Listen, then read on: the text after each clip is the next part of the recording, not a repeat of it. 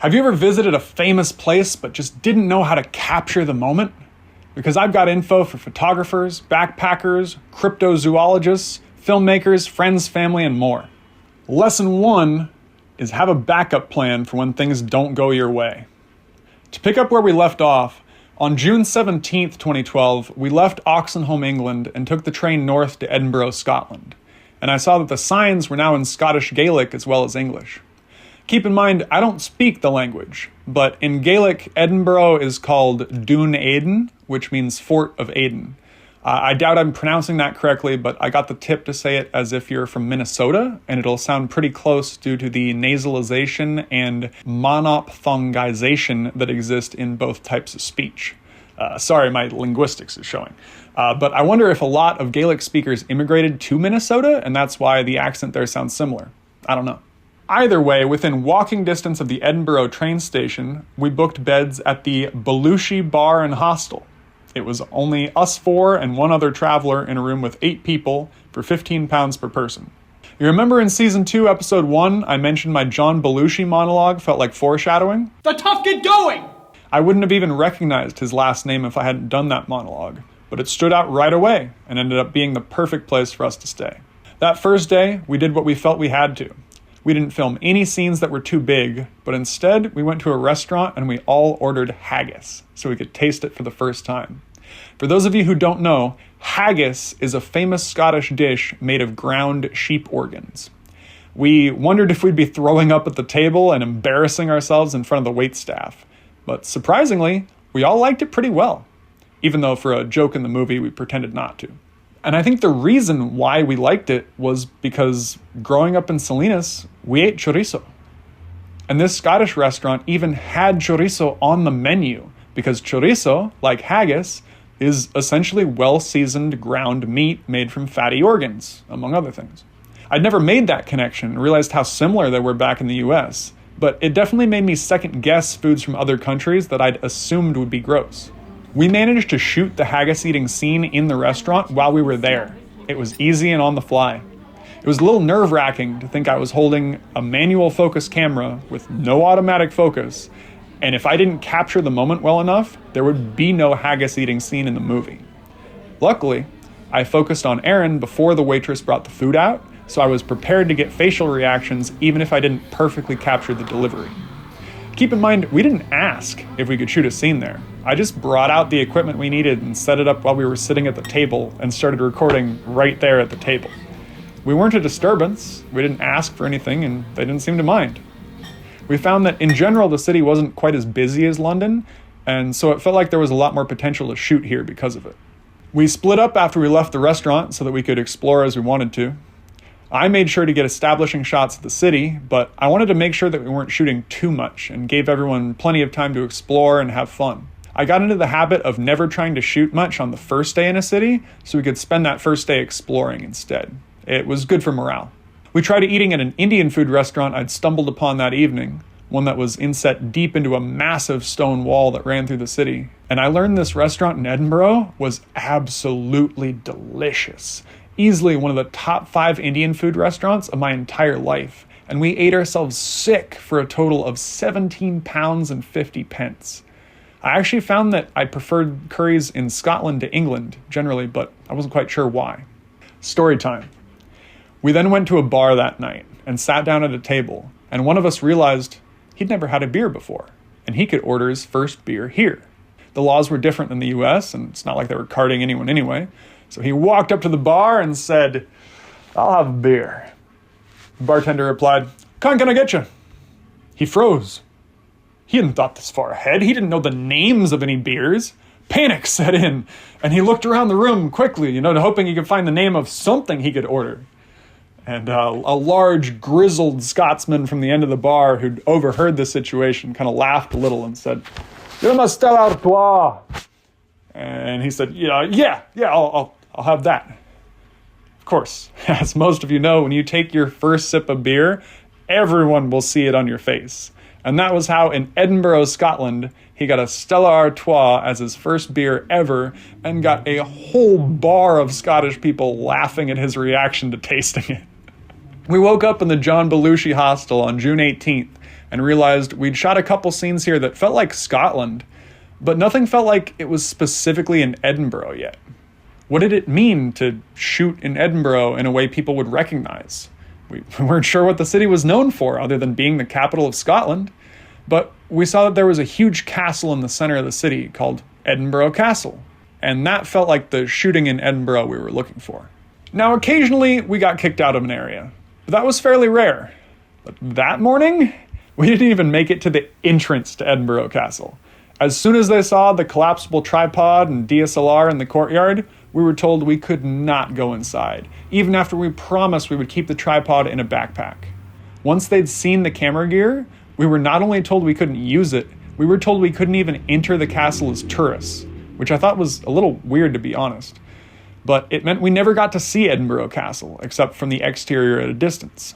Derailed and unsure of what to do next, we got a few establishing shots of the city, but then we went to an all-you-can-eat Chinese buffet for £7.45 per person and spent 2 hours there to get our money's worth of food.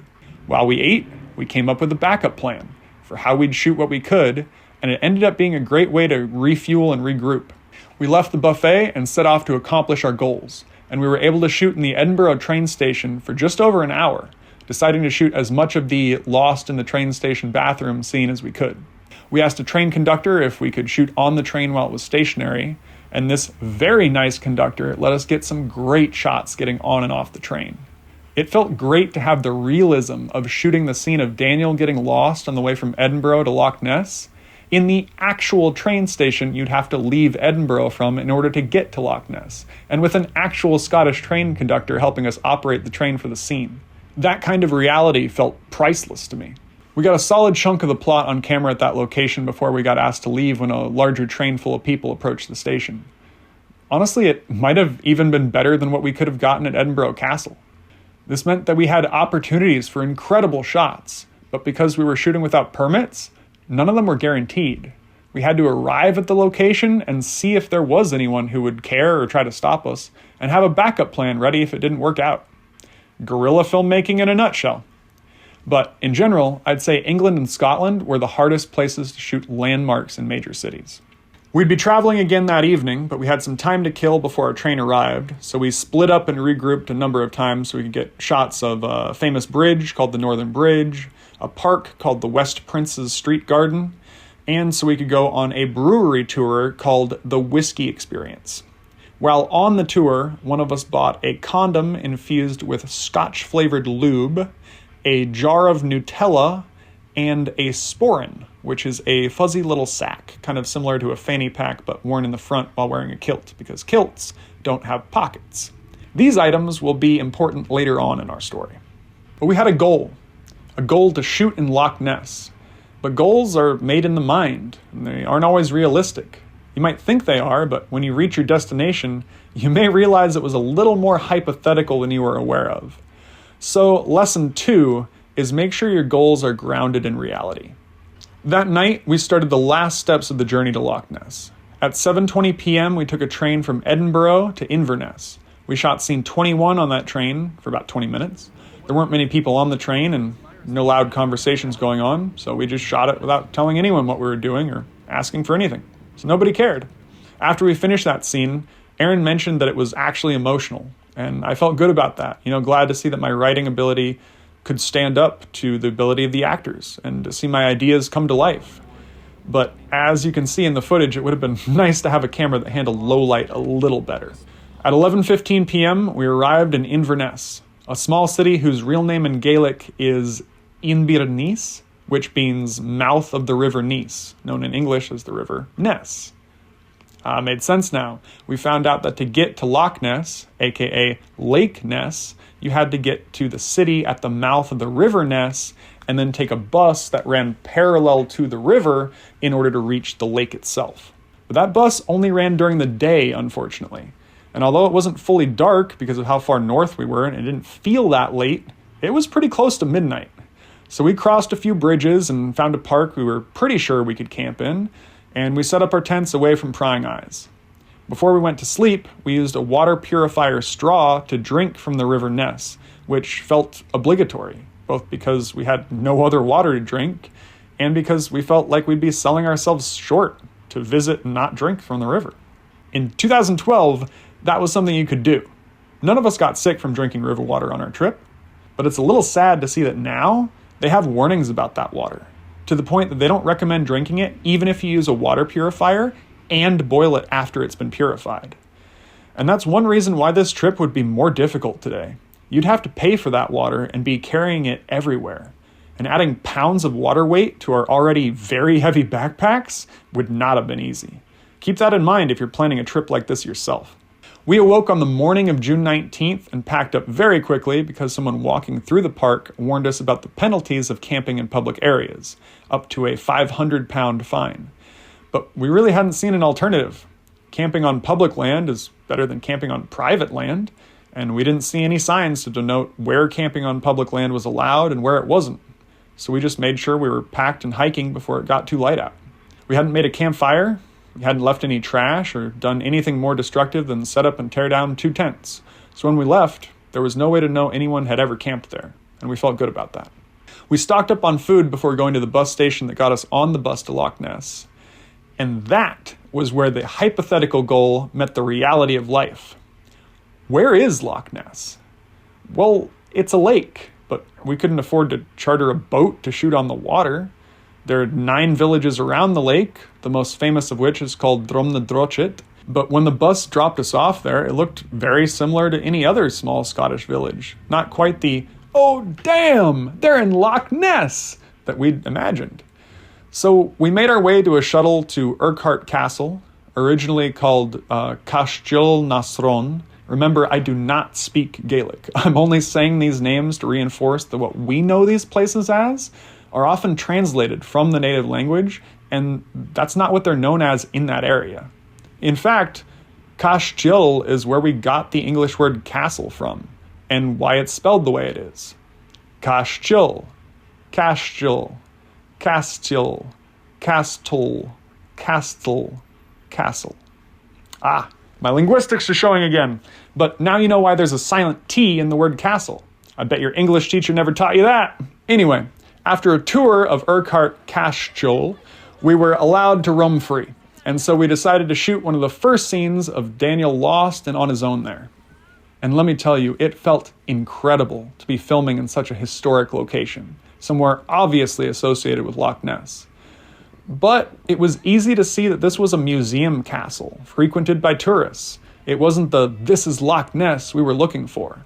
It was more of a "this was Loch Ness" back in the day. So after that, we hiked about 2 miles back to Dromnadrochit, which took about an hour due to the hills and the weight of our backpacks, and we were aimless, other than bodily needs. We found some public bathrooms to use, and for the next 45 minutes or so, we just ate snacks and debated where we should head next. But that was when we made the smartest choice of the day. We asked a local how to get to Loch Ness. And she took a good long look at us, our shoes, our backpacks, the size of our backpacks, and then she finally nodded and gave us some cryptic instructions. It felt as though we'd been tested and passed the vibe check, but just barely. Now, I won't tell you how to get there because I don't want you to be able to find this place. Not unless the Loch Ness locals deem you worthy as well.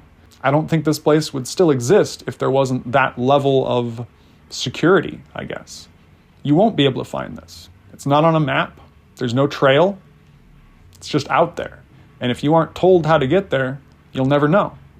And that's the only reason why it's still pristine. But after lots of traveling on foot, we finally ended up on a trail that brought us to what the local woman had called the Wildlands, which meant no emergency services, no cell service, no trail upkeep. We were on our own out there, and anything that happened was our responsibility. We hiked through the Wildlands, along what felt like a thin deer trail, for quite a while in search of the lakeshore itself. And eventually, we came across a large stream, a tributary to Loch Ness, with a massive fallen tree that went all the way across it. And we had to carefully balance as we walked over the tree trunk to cross, which doesn't sound too difficult, but when wearing heavy, bulky, and uneven gear like we were, with legs already shaky from the distance we'd hiked with that weight, it was a real test of strength and skill. And one of us had to sit down and scoot across in order to make it over. To have fallen off the tree into the water with a 45-pound backpack on, then soaked in water weight, would have been a nightmare at best. Would we have even made it out? So this was not easy, this was not safe, and this required an immense respect for the power of nature. When we finally arrived at the edge of the loch, we were stunned. It was so large, it felt like a still ocean, and we were inches from sea level. It looked like no one had ever stood here before, and we decided we wanted to camp right on the shore. So we found a suitable spot and set up for the night, staking our 2 tents and setting up a campfire so we'd be able to eat that night and hopefully keep wild animals away. Fun fact!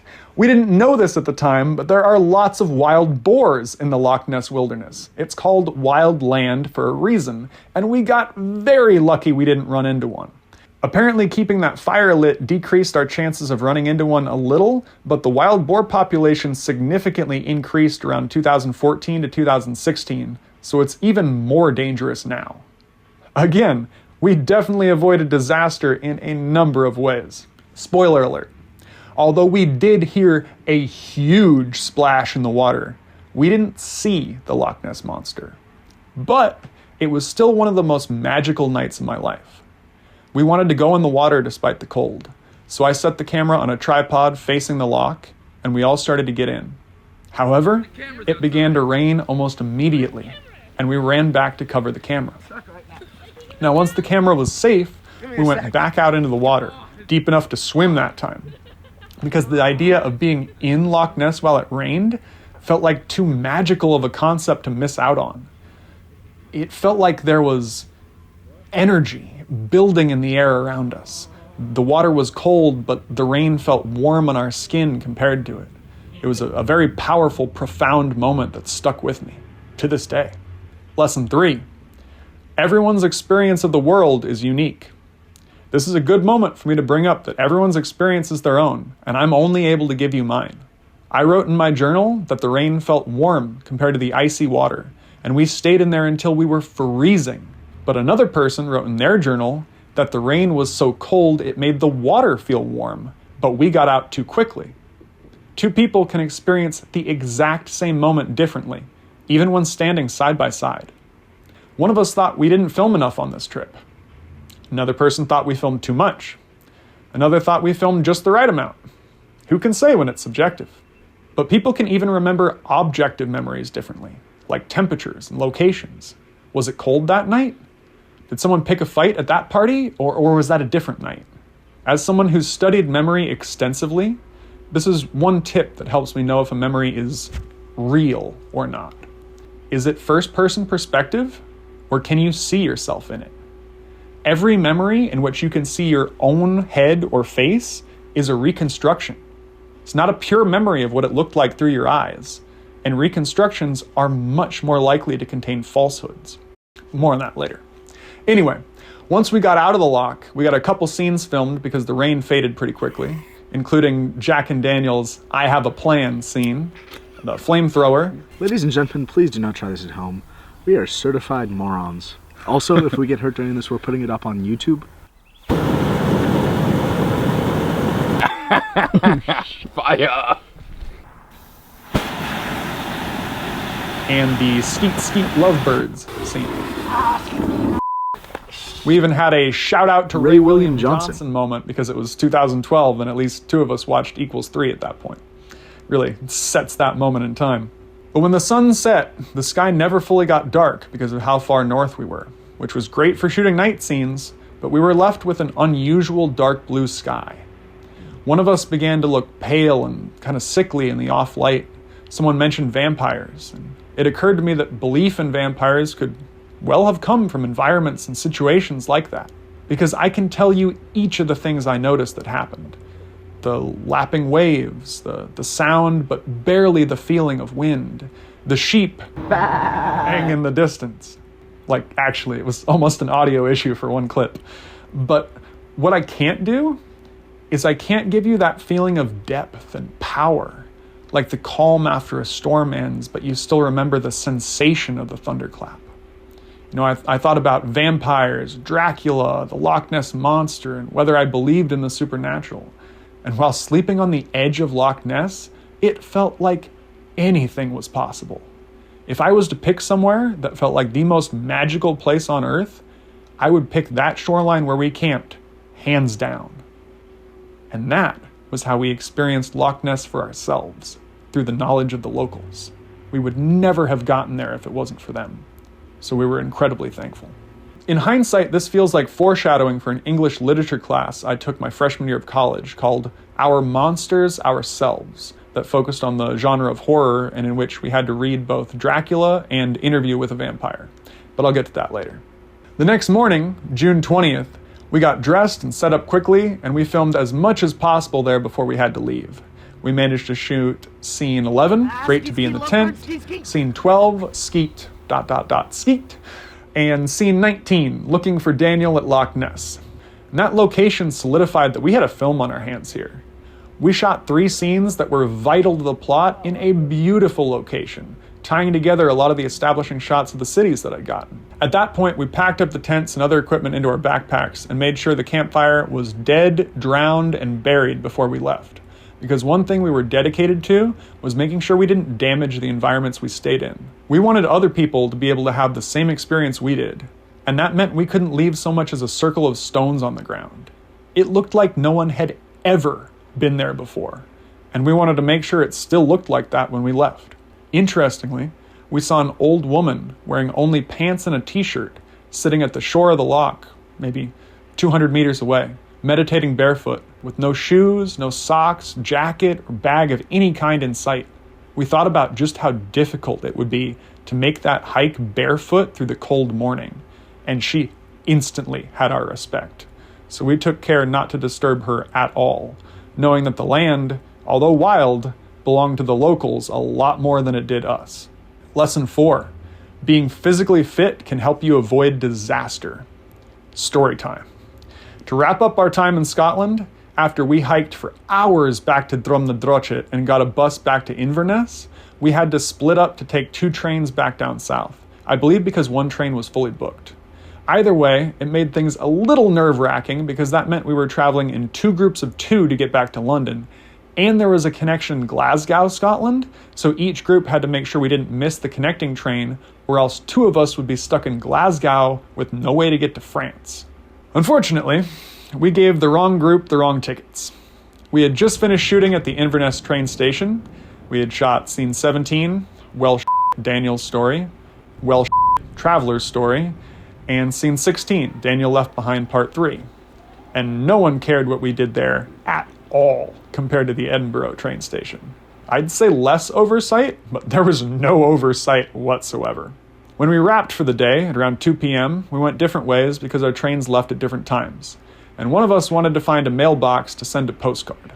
A few minutes later, Selena discovered that we'd traded tickets by accident, and so I left my backpack with her, aimed myself in the direction I'd seen them leave, and I started sprinting. I saw the whole film flash before my eyes. What would we have to cut if we didn't make this train? How much money would that cost? Would we even be able to catch up, or would we be a day behind every reservation we'd made? My feet flew over the cobblestone streets of Inverness as my eyes scanned the public for what felt like the only other semi-tan people in the entire city. I felt my heart racing as desperation set in, and my pace started to falter as I felt the fire burning in my lungs. But there they were. I grabbed the correct tickets from Aaron and Colin with hardly an explanation and took off, sprinting back. It took 30 minutes from when I left to find them until I got back. And when we arrived at the train station, we only had 5 minutes to spare before our train left. So I could not have afforded to slow down. It was quite a run and quite an adventure just before the longest travel days of the trip. I didn't get in trouble for this because I made the run in time. And I have track and field, ultimate frisbee, cross country to thank for that. However, if I hadn't been in that good a shape and it had taken me only 4 or 5 more minutes to run them down, we would have lost a full day of the trip and probably over $500 in tickets and reservations lost. Getting back on track would have been very tough, and I don't know how much the film would have suffered as a consequence of that. But luckily, each group made it to Glasgow and back to London, but about 8 hours apart. So 2 of us arrived at midnight and slept in Greenwich, and the other 2 slept on a night train to London. We actually tried to shoot scene 24, shaving, that night, but we ended up reshooting it in the US because it was just too difficult to shoot in the tiny bathroom there. Now, I know luck can be fickle, and being lucky isn't exactly a lesson you can implement in your life, but lesson 5, luck is a very important factor in many situations. The next morning, June 21st, was another train fiasco. We realized we'd overslept and missed our train to Dover, which we needed so we could get a ferry across the English Channel to Calais. We hurried and got on the next train to Dover, but worried the whole ride there because now we'd be arriving significantly after the other group instead of just before them. We got out at the platform and found our missing half of the crew right there at the station in Dover, having just arrived 10 minutes prior because they had missed their connecting train as well and had also gotten the next available train. The amount of luck we had on this trip will never cease to astound me. Without working cell phones, we have needed to find a cyber cafe in order to even plan to meet again, and that could have taken hours or days. As we reached the port and boarded, one ferry behind schedule, we left Dover and crossed the English Channel headed for the port of Calais. But there was plenty of time to kill while we crossed the channel, so one of us found slot machines in a mini casino area on the ferry, gambled £5 and won £150 in less than a minute. We shot a quick scene about it while we were on the boat and made that part of the movie so that we could add more authenticity. None of us had known that it was possible to gamble on an international ferry ride, but the film incorporated more and more real-life elements as we had experiences in the places we visited. But again, the amount of luck we had on this trip will never cease to astound me, from finding lost backpacks to winning hundreds of dollars at a slot machine. Anyway, about 2.5 hours after boarding, we arrived in Calais, France. But you'll have to tune in next week to hear about how we got robbed in Paris.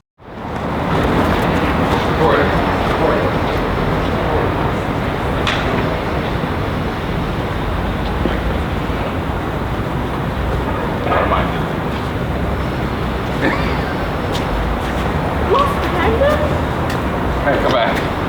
Let me restart this. Okay, this is weird. Hey, I'm a dog. No, I don't know. Oh, it's terrible. Man. Hey. She's yelling.